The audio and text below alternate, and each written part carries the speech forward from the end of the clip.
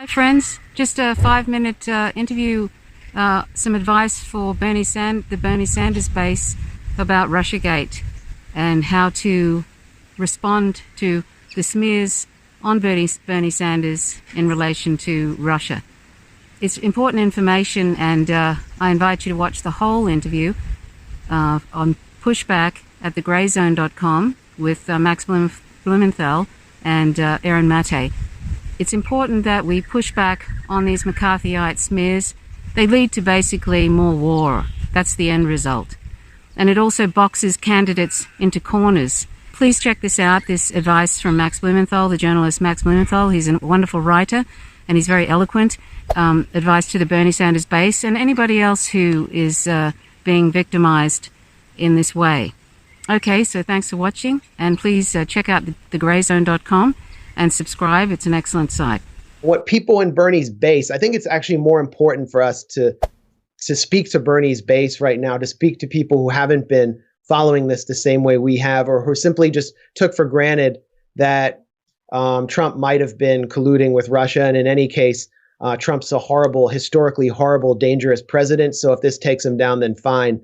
To begin to understand what the sources of our opposition were and what is wrong with this, they need to understand first that Russiagate was not just a confection of Hillary Clinton dead enders, but was a creation of the intelligence services, which is the most malignant component of the establishment they're constantly talking about, which Bernie says he's running against.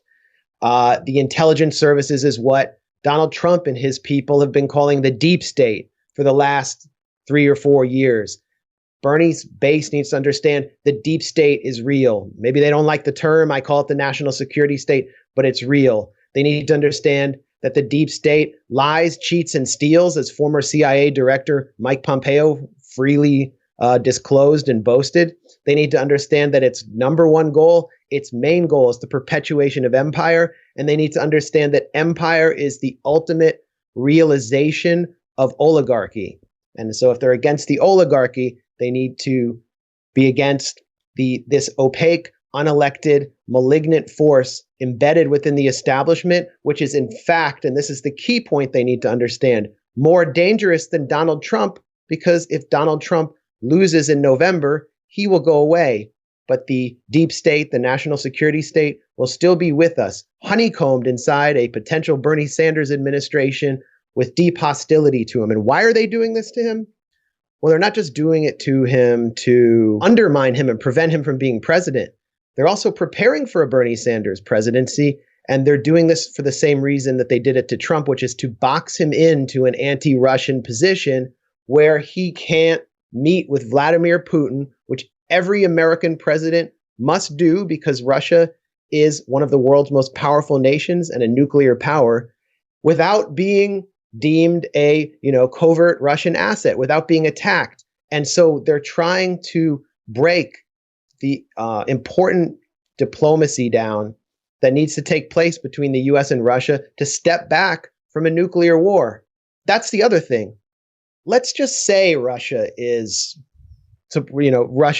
would be more content with a Bernie Sanders presidency than with a Trump presidency, where Trump has, after campaigning as a sort of sympathetic candidate who supports détente with Russia, basically been rolled by the most hardline elements of the national security state, broken vital treaties with Russia, enacted a coup against Venezuela, and so many other things. Let's just say that. Let's say they prefer Bernie. So what? What's wrong with that? What that simply means is they think it will be more possible to do diplomacy with him, which means it's less likely that the US will go to war with Russia. It means it's less likely we'll see proxy wars in places like Ukraine, where people on both sides of the Donbass are suffering. It means it's less likely we'll see brutal sanctions on countries like Venezuela, which have killed tens of thousands of people, maybe more. So what's wrong with that? So extreme. In fact, so extreme. By the way, that Trump just, in a bid to advance that regime change goal in Venezuela, just sanctioned the Russian oil company Rosneft, because Rosneft has stepped in to deal with Venezuelan oil after Trump sanctioned it. Yeah. And so uh, why do we want to live in a world where that takes place, where the United States, which as it's currently doing under Trump, is trying to prevent countries from freely trading with each other and trying to subject an entire population to a medieval siege? And that's the world that these elements in the national security state, which have confected Russiagate, want us to live in. It's the world that they've created. So there has to be some resistance to this. And I think, it's going to have to come from within the movement that's congealed around Bernie Sanders' candidacy. Many of the people who are part of this movement are part of it for really legitimate, urgent reasons, like they don't have health care, they're saddled with debt, they've gone to college and they have to live with 4 roommates. Those are the real reasons to support Bernie for a lot of people. But they need to get educated on these issues because they're going to be at the center of the kind of internal resistance to Bernie Sanders, possibly even from within his own administration.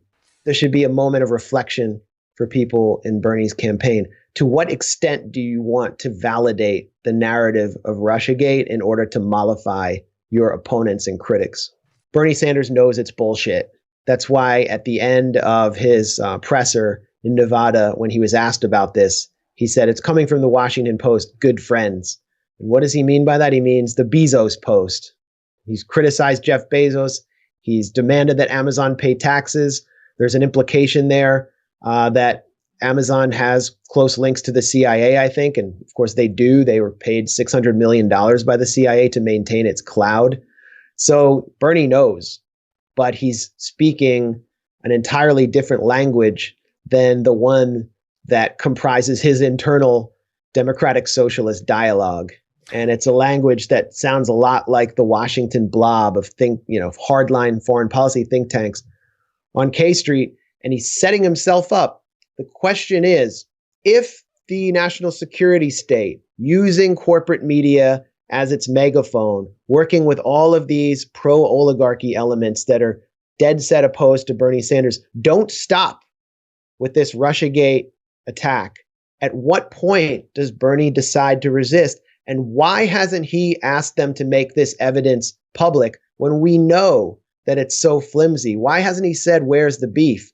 At some point, you're going to have to resist it. Otherwise, you risk the same fate that Jeremy Corbyn met in the UK when he refused to confront head on this phony anti-Semitism narrative, which, as a UK Israel lobbyist confessed on video, was partially responsible for his defeat and wasn't about protecting Jews at all. Right when Jeremy Corbyn first declared his campaign for Labor leader, I met with and spoke to a few members of his team, people in his inner circle, and I told them, because this was being done to me as an author and a journalist, he's going to be called an anti-Semite. They're not going to stop. They're going to make this the center of their, the campaign to destroy him. And by that, I mean the Blairites and his opponents in the Conservative Party, pretty powerful elements.